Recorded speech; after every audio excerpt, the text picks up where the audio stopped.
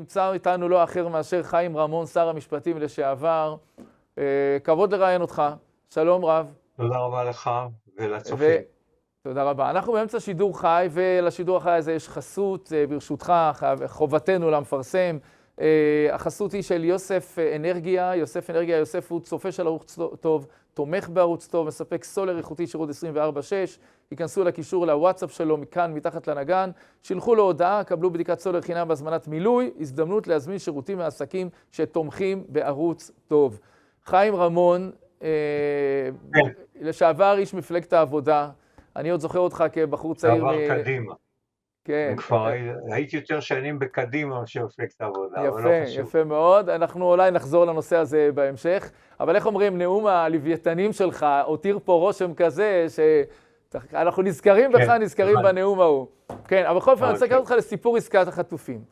יש כאלה היום שבעצם אומרים, תראה, עסקת החטופים, כלומר, אפשר להגיד שזו עמדתו של בנימין נתניהו, ראש הממשלה. עסקת החטופים היא ניסיון של חמאס להפוך את עסקת החטופים למנוף ניצחון של חמאס.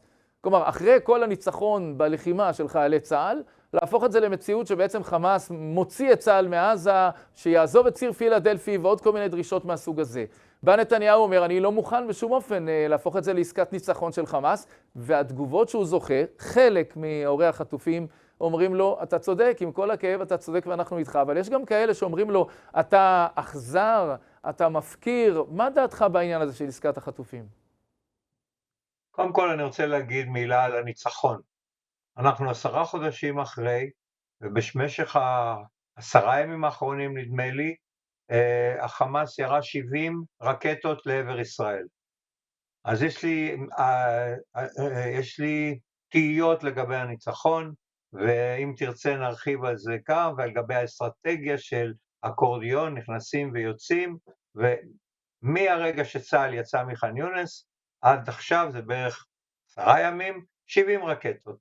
על עוטף עזה נרחיב, לגבי עסקת החטופים. כן. לא, לניצחון, רק ברור שלניצחון עוד לא הגענו, זה ברור. הדברים שלך מוסכמים גם על... לא, אבל בשיטה הזאת גם לא נגיע. אתה יודע מה, גם לביקורת הזאת אני מסכים, אבל בוא נתרכז בעסקת החטופים. אם הייתי אומר לך לפני 10 חודשים, שצה"ל יפעל בלא כוחו, ואנחנו נהרוג נניח חצי מהחמאס, אבל עדיין יהיה במצב שלא מוטטנו את החמאס, לא צבאית ולא אזרחית, היית מניד בראשך ואומר לחבריך, מה קרה לו? אולי הוא צריך הסתכלות. אבל נחזור לשאלה הבסיסית שלך. אנחנו נמצאים בנושא החטופים במציאות מאוד בעייתית. אני חושב שההצעה שביבי הציע, אני לא מדבר על ההצעה, שביבי הציע, אני לא נכנס לזה, היא הצעה שהיא אגורה מכל העולמות. למה? מכיוון שהשלב הראשון מחייב אותנו, ואני אלך נניח שתהיה איזה, זה לא יקרה, אבל נניח שיהיה איזושהי התייצבות בפילדלפי וכולי, אנחנו למעשה מוציאים כמעט את כל הכוחות מרצועת עזה, מאפשרים לחמאס להשתקם, משחררים מאוד רוצחים, ביניהם ארכי רוצחים, למעשה אנחנו נותנים לחמאס את הכל, והוא נותן לנו בתמורה 20, לא בטוח, חטופים חיים, ועוד כ10 גופות, שזה חשוב, אבל 10 גופות. זה העסקה. אבל הסיכוי שיהיה שלב ב' הוא בעיניי גובל ב0. כלומר, אנחנו נשאיר שם עוד כ40 חטופים חיים, עוד בוא נגיד כ40 אם לא יותר גופות, והמלחמה תסתיים. כי מי שחושב שאחרי 60 או 80 יום, כי אומרים 42 יום זה למשא ומתן, המשא ומתן יארך יותר, ואחרי 60 או 80 יום לא תחודש המלחמה, גם מבחינה פנימית וגם מבחינה חיצונית. תושבים יחזרו גם לצפון, גם לדרום, היא לא תחודש. אנשים בינם לבין עצמם ברור להם שהיא לא תחודש, כלומר, אנחנו גם נותנים לחמאס כמעט הכל, אנחנו מפסיקים את המלחמה ודאי לתקופה ארוכה, אנחנו לא מקבלים את כל החטופים, וגם לפי נתניהו, זו המציאות. ואני אומר דבר פשוט, תעשו שלב אחד.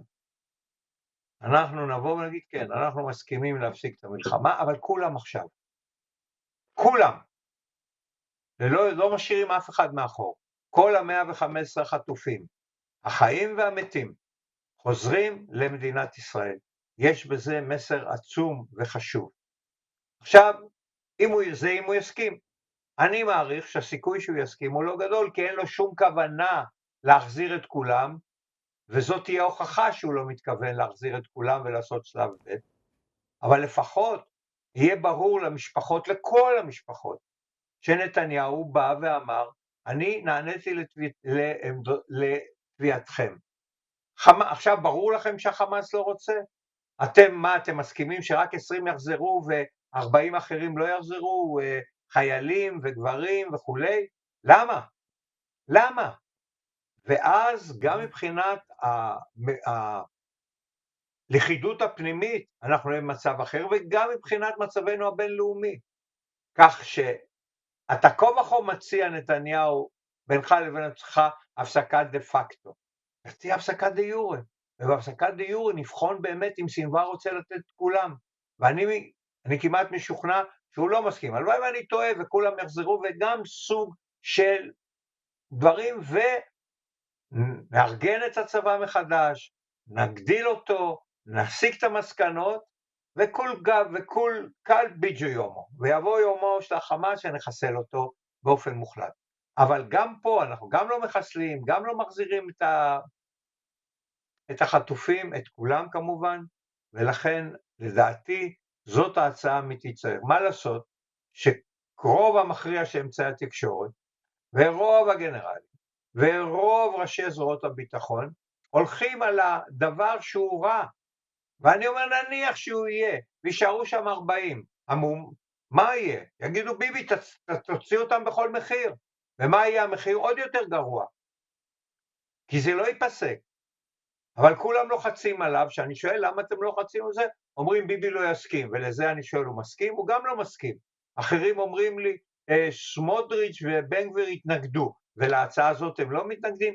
כל זמן שנתניהו איננו חותם על עסקה, סמוטריץ' ובן גביר יישארו בממשלה. ברגע שהוא יחתום על כל עסקה שהוא יחתום, הם לא יהיו בממשלה. להפך, עסקה שכולם חוזרים, והאווירה בארץ שבאמת עשינו, הרבה רואים בזה את הניצחון, באמת ניצחון אפילו מוחלט, יהיה להם הרבה יותר קשה לא להיות באווירה הזאת. אבל נניח שהם כן יעשו את זה, הם יעשו את זה גם שיחזרו 20, ויהיה להם הרבה יותר טיעונים מאשר יהיה להם כאשר לעשות את מה שאני מציע. תראה חיים, אתה בתחילת הראיון העברת ביקורת שאני מאוד מזדהה איתה. אתה אומר, תשמע, עברו 10 חודשים, אנחנו חוטפים רקטות עדיין מח'אן יונס, כן? אחרי שהיינו שם פעמיים. ויש אלה שאפילו 3, אני חושב כבר. ואתה אומר גם, אתה גם אומר, חברים, איפה הניצחון? כלומר, מה פירוש? כבר 10 חודשים, הכינו בהם כל כך הרבה, והם עוד ממשיכים לראות רקטות. אבל תגיד, אולי הפתרון גם לנושא החטופים הוא דווקא באמירה הראשונה שלך. אולי מה שצריך היום לדרוש מנתניהו, ממשלה, צבא, למה אתם לא חוזרים לעצימות שבה פעלתם בתחילת הדרך, ולמה אתם לא הולכים למכה אדירה של הכרעה? מכה כזו גם תגרום לחמאס להתחיל להבין שאין לו שום ברירה, והוא חייב לשחרר כדי איכשהו לשרוד. אני לא יודע אם זה יוביל, אני מפריד באמת בין שתי הסוגיות, יכול להיות שכן, יכול להיות שלא, אבל למה אנחנו לא מנצחים?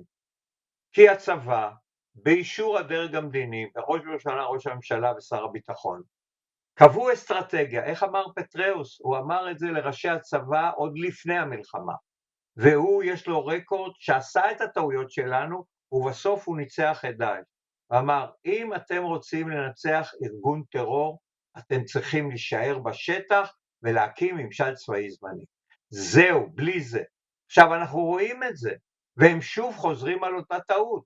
עכשיו, בלי נוכחות קבע במקום, או הקמת ממשל צבאי זמני, אנחנו לא נשיג את מטרות המלחמה.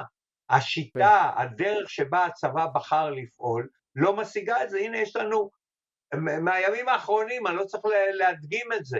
באפריל או בתחילת מאי צה"ל יצא מח'אן יונס, לא עבר יום לא עבר, הייתה רקטה. ואחרי זה, אתה יודע מה קרה? הם הקימו גדוד חמאס, והם הקימו מפעל לפצמ"רים תת-קרקעי.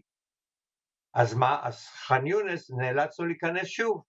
ואני שואל את ראשי הצבא, תגידו לי, שיהיה 100 רקטות מהרצועה, מח'אן יונס, שוב ניכנס לח'אן יונס? זו השיטה, היא לא עובדת, אין שום דרך לנצח ארגון כמו דאעש, מבלי נוכחות שבה נרדוף אותם ונטפל באזרחים. לא התחלנו למוטט את חמאס האזרחי, לא התחלנו למוטט, זאת אומרת, לא, זה כן, חמאס הצבאי כאנו מכות קשות מאוד, הוא נפגע מאוד, אבל ארגון טרור זה דבר אחר, זה לא צבא. ולצערי הוא חי, לא במלוא עוזו, וקיים, לא במלוא קיומו, והוא בועט, לא בכל כוחו הקודם, אבל הוא בועט.